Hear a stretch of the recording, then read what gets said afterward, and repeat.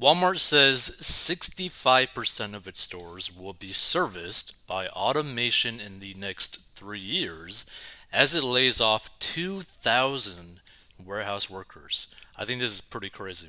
So, Walmart is hoping to have about 65% of its stores automated within the next 3 years, just days after revealing it would be laying off 2,000 employees who fulfill online orders. Like, I don't think people realize just how big of a situation this might actually be. Because in a lot of rural communities, one of the biggest employers is Walmart. So you could potentially end up turning some small towns into literal ghost towns because they don't got a job anymore. That's pretty crazy.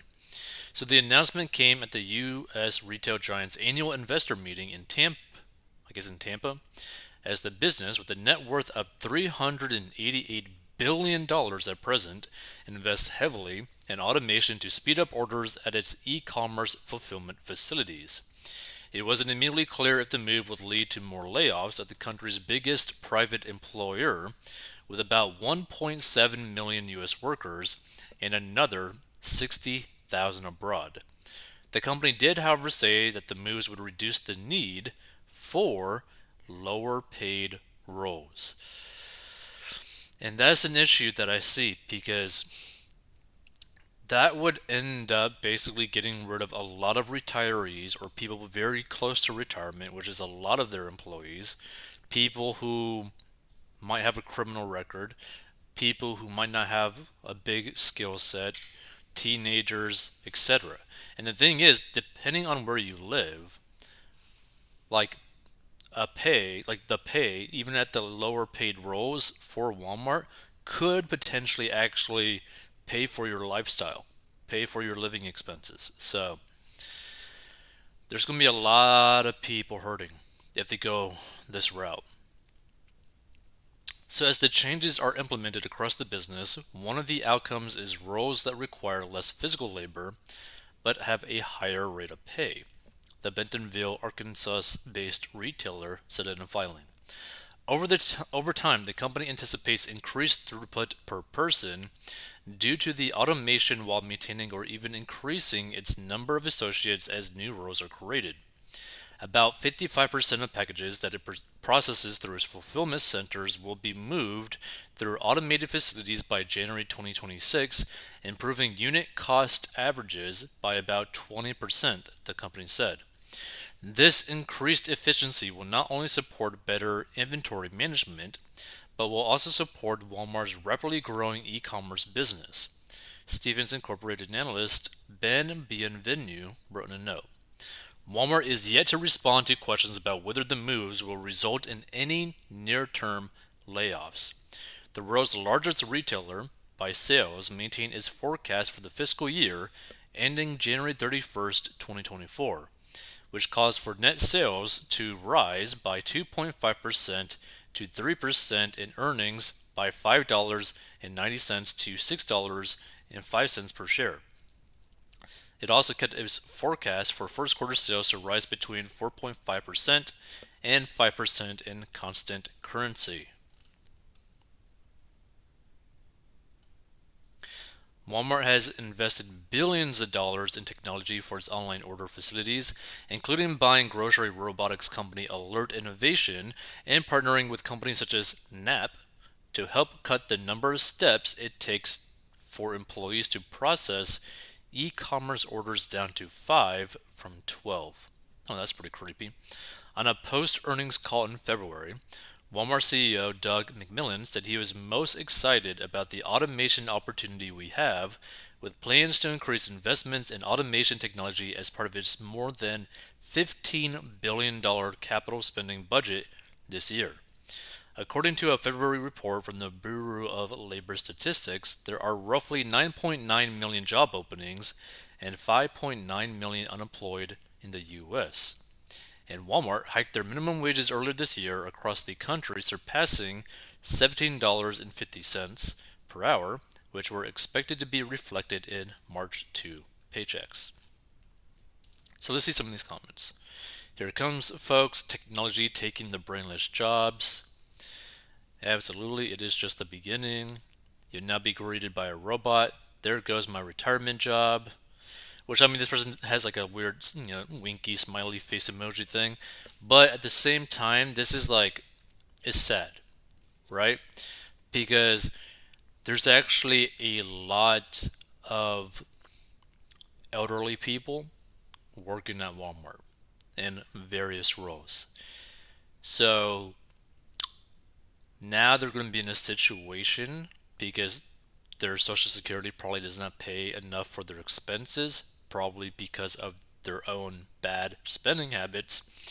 But they're now basically going to be facing a situation where, like, wow, it might be almost impossible for me to make enough money to survive. That is a scary situation to be in.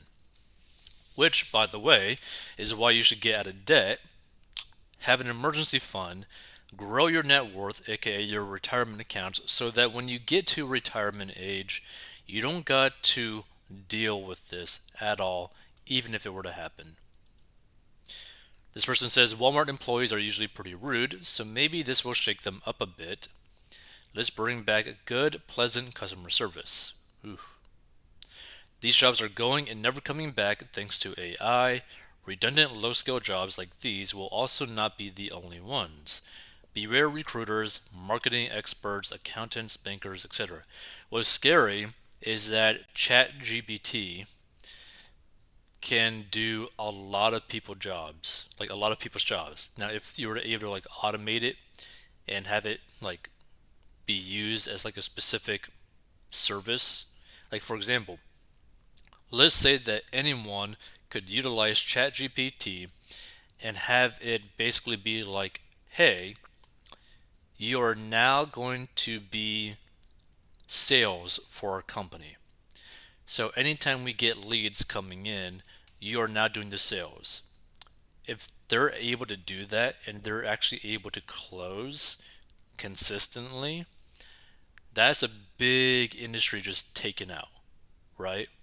Because why would you like pay someone a commission for a sale or a paycheck like per hour base if their job could just be replaced? You could potentially save a crazy amount of money by doing that.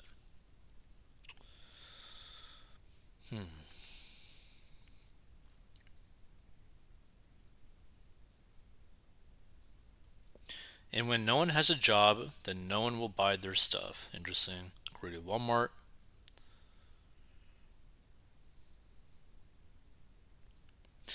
CEOs of the big companies tend to fire many employees, and by doing so, they earn extra millions of dollars as the bonuses. They are actually greedy for themselves. The key owners of the companies must learn the necessity of the normative economics, let alone the positive economics, pursuing the human relations management. Okay, that's kind of weird. But yeah, I think a lot of people are actually going to be affected by this. And not just like people who are necessarily working there, but like whole communities that are tied to people who are working at Walmart. Because again, depending on the community, it could literally be like the destruction of a community if they were to just lose their jobs at this place.